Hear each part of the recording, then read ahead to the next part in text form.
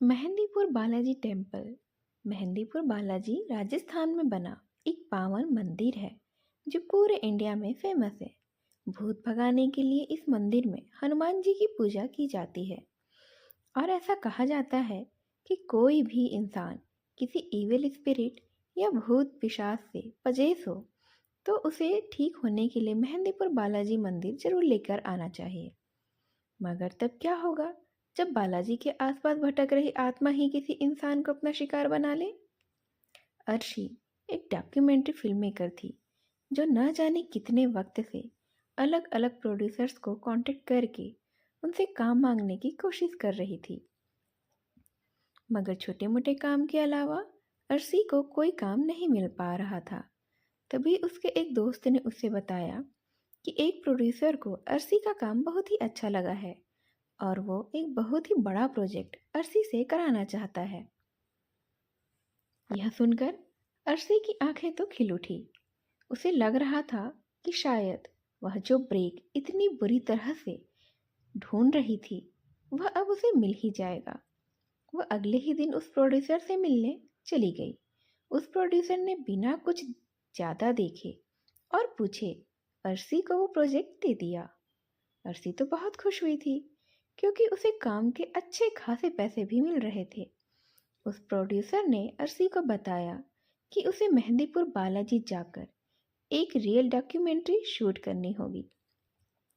इस काम के लिए उस प्रोड्यूसर ने अर्शी को 10 दिन का टाइम दिया और उसके साथ 5 लोगों की टीम भी दी।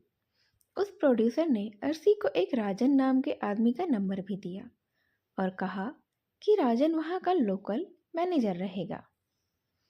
अगले ही दिन अर्शी अपनी टीम और राजन के साथ मेहंदीपुर बालाजी मंदिर के लिए निकल गई। अर्शी मेहंदीपुर बालाजी मंदिर पहुंच गई थी, लेकिन मंदिर पहुंचते ही अर्शी को एक अलग ही सेंसेशन फील होने लगा। वह एक्साइटेड तो थी, मगर उसके साथ उसे एक अजीब सी बेचैनी भी फील हो रही थी। अर्शी और उसकी टीम शूट शुरू करने से पहले मंदिर को अच्छे से देखना चाहते थे। जब अर्शी मंदिर एक्सप्लोर कर रही थी, अर्शी ने वहाँ ढेर सारी डिस्टर्बिंग चीज़ें देखी। आंगन में कुछ औरतें बैठकर अजीब अजीब सी हरकतें कर रही थी। कोई औरत चिल्ला रही थी, कोई पागलों की तरह बस हंसे ही जा रही थी। उन्हीं में से एक औरत ने अर्शी की तरफ देखा और वह अचानक ही हंसते हंसते रुक गई और फूट फूट कर रोने लगी। अर्शी वहाँ से तुरंत आगे चली गई। चलते चलते अर्शी मंदिर के बीच में लगे पेड़ के पास आ गई। उसने देखा कि वहाँ एक बूढ़े बाबा बड़े बैठे हुए ध्यान में लगे हुए थे। अर्शी वहाँ से जा ही रही थी, पर तभी बाबा ने उसे आवाज़ लगाई। अर्शी एकदम से चौंक गई और वहीं रुक गई। उन बूढ़े बाबा ने आंखें खोली और अर्शी को घूर कर देखा।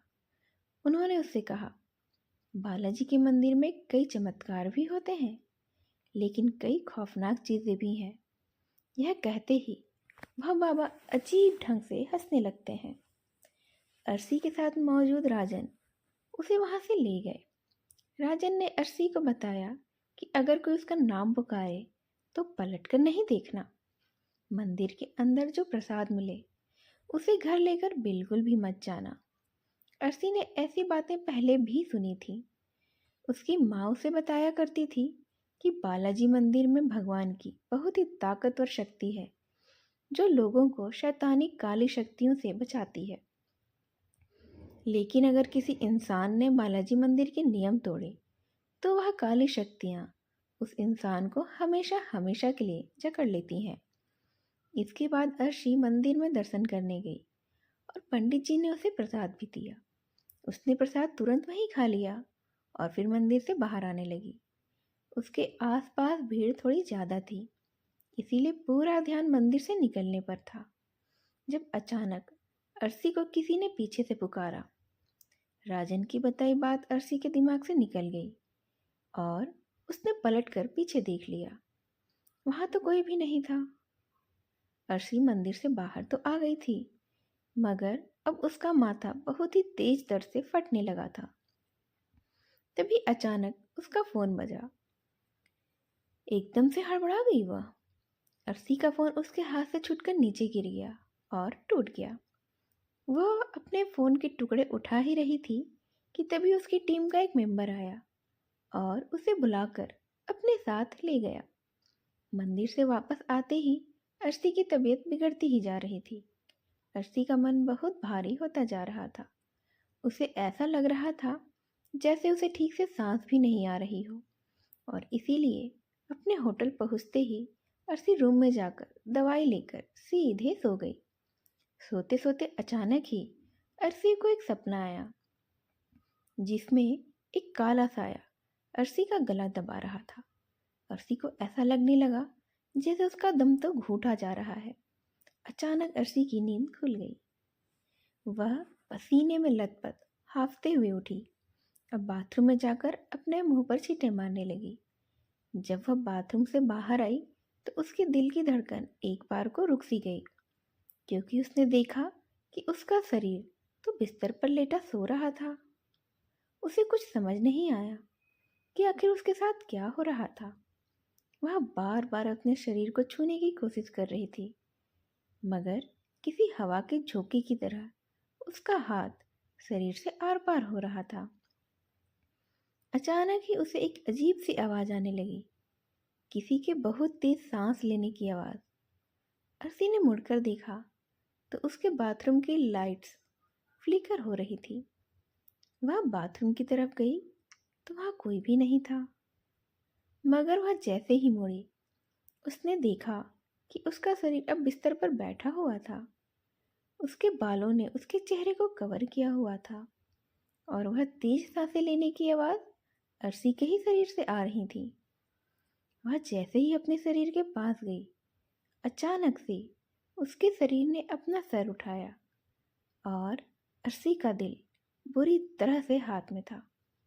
अर्शी का चेहरा किसी चुड़ैल जैसा लग रहा था, और तो और उसके चेहरे पर नाक या होंठ भी नहीं थे, सिर्फ दो लाल आंखें थी। यह देखकर अर्शी बहुत जोर से चिल्लाई और उसने अपनी आंखें बंद कर ली। जब उसकी आंखें खुली तो वह अपने बेड पर ही थी। उसे रियलाइज हुआ कि वह तो बस एक सपना देख रही थी, मगर वह सपना तो बिल्कुल असली जैसा था। अगले दिन से अर्शी और उसकी टीम ने मेहंदीपुर बालाजी के मंदिर के आसपास शूटिंग शुरू कर दी। उन्होंने फिर से वहां कई सारे पोजेस लोगों को देखा और उनका एगर्स होते हुए भी देखा। 4 दिन तक उन्होंने यही सारी शूटिंग्स की और वो बड़े बड़े पुजारियों का इंटरव्यू भी लिया। अर्शी वैसे तो अपने काम में खूब मन लगा रही थी, मगर उसकी तबीयत 4 दिन से काफ़ी ख़राब हो रही थी और उसके पूरे शरीर पर रेसेस भी हो गए थे। जब अर्शी मंदिर के सबसे बड़े पुजारी का इंटरव्यू लेने पहुंची तो उन्होंने उसे कमरे के अंदर आने से मना कर दिया और उन्होंने हड़बड़ी में मंदिर के स्टाफ से अर्शी को एक रूम में बंद करने को कह दिया। उस पुजारी ने बताया कि अर्शी पर किसी बहुत ही ज़्यादा बुरी आत्मा का साया पड़ गया था और उसके शरीर के रेसेस कोई बीमारी नहीं, बल्कि धीरे धीरे उसके शरीर पर उस काली आत्मा के उभरते हुए कब्जे के ही निशान थे। अचानक ही कमरे में अकेली बंद अर्शी को दौरे पड़ने लगे। उसकी आंखें एकदम लाल हो गई और उसके शरीर के निशान अब पूरी तरह उसकी बॉडी पर फैल गए थे। अर्शी बेहद ही डरावनी लगने लगी थी। वह बार बार दरवाजे पर अपना सर मारकर दरवाजा पटकने लगी और अचानक से वह एक आदमी जैसी भारी आवाज़ निकालने लगी। वो उसी शैतानी आवाज़ में पुजारी को गाली देने लगी। पुजारी अपने साथ कुछ और पंडितों को लेकर उस कमरे में गए और अर्शी का एग्जाम यानी झाड़ फूक करने लगे। यह पूरा प्रोसेस अर्शी की टीम रिकॉर्ड कर रही थी। अर्शी पूरी तरह से पजेस हो गई थी। वह बार बार अपना सर जमीन पर पटक रही थी। अचानक ही अर्शी बिल्कुल कंट्रोल से बाहर हो गई। पहले तो उसने अपनी टीम के कैमरे लिए और वो जमीन पर पटक कर तोड़ डाले, और फिर उसने वहां मौजूद एक पुजारी का गला पकड़ लिया और उसे हवा में उठा लिया। लेकिन बड़े पुजारी ने फौरन ही उस पर लाल मिर्च डाल दी। अर्शी ने पुजारी का गला जैसे ही छोड़ा सबने पकड़कर चैन से उसे बांध दिया। 2 दिन तक एग्जॉर्सिज्म करने के बाद अर्शी के अंदर से वो काली आत्मा तो निकल गई। अर्शी ठीक तो हो गई, लेकिन अब वो बहुत ही कमज़ोर हो गई थी। उसे अपना एग्जॉर्सिज्म बिल्कुल याद भी नहीं था, मगर अपनी टीम की बातें सुनकर वह हैरान रह गई। इस इंसिडेंट के बाद अर्शी को उस डॉक्यूमेंट्री प्रोजेक्ट से हटा दिया गया और अर्शी ने फिल्में बनाने का सपना हमेशा हमेशा के लिए छोड़ दिया। पर अर्शी कभी समझ ही नहीं पाई कि उसके साथ यह सब क्यों हुआ।